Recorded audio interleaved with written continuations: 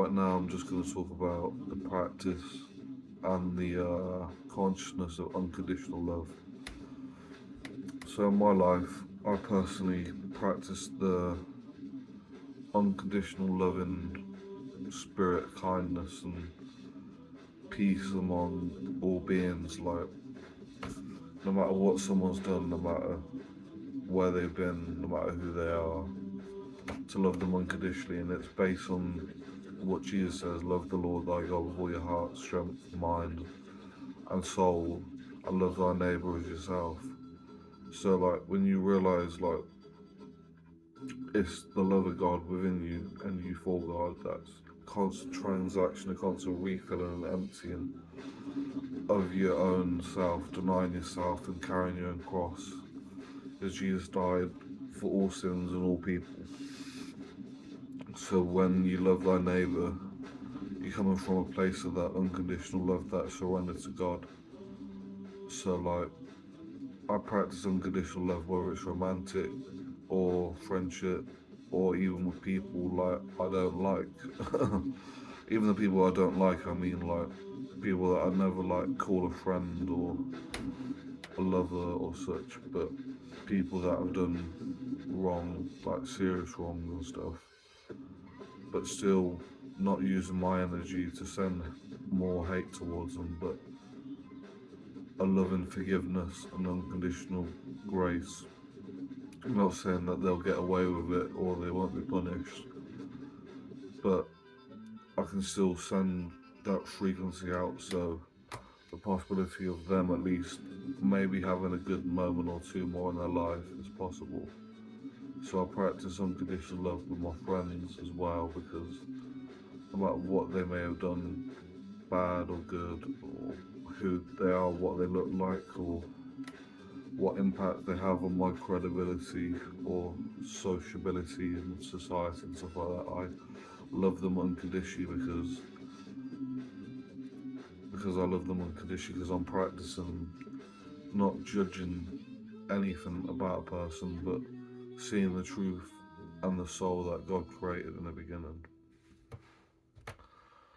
And love is like just loving your partner or someone that you fancy or like someone that you want to be with unconditionally, like just accepting them entirely for who they are, like romantically and spiritually in any kind of way that they are, just accept them for who they are.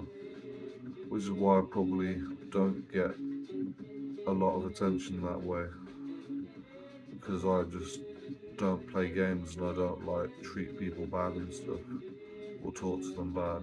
I'm not saying that like I'm a nice guy or like something like that where I'd react negatively or like to being like dumped or like heartbroken or rejected or whatever. Like, I don't care. It's the practice of unconditional love. Like, if you want to be with me, I love you. If you don't want to be with me, I love you. If you say this, say that, do this, do that, I'll still love you. But that doesn't mean it has to stick by each other.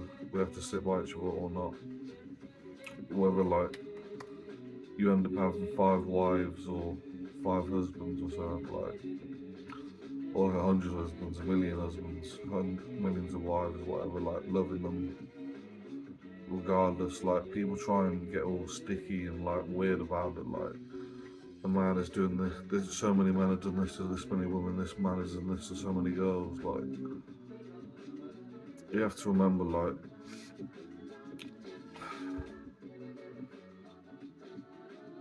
you can make it gross if you want, but that's still a whole human, that's still a whole spirit, a whole heart, soul, and everything that anyone ever does is under control by God.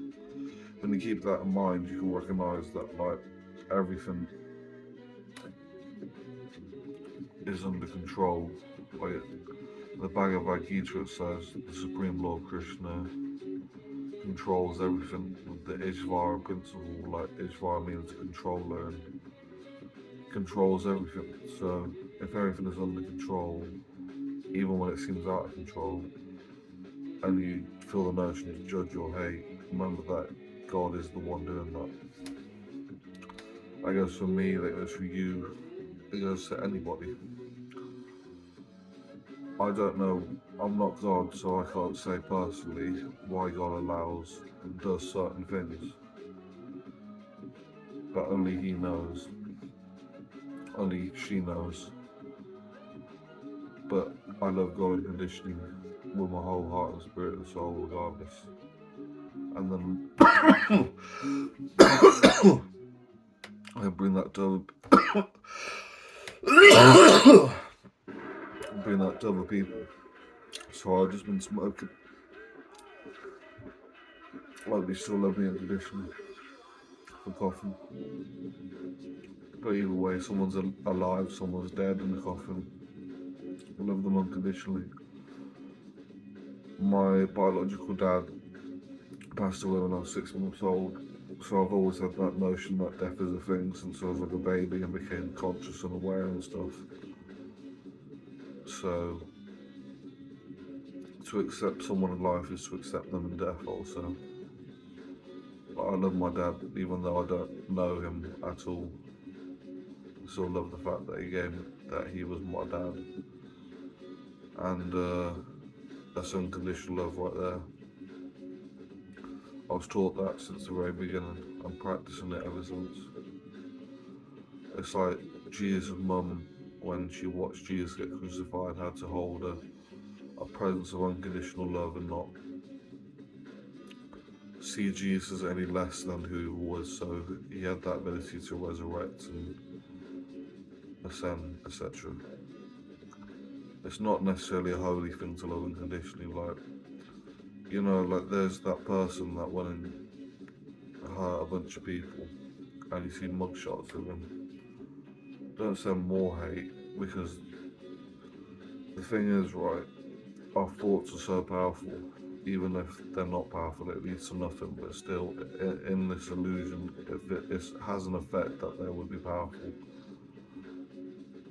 because it only affects you. Because when you're thinking of something, it's only still inside your mind and your body. It's not like it's being sent out unless it's love.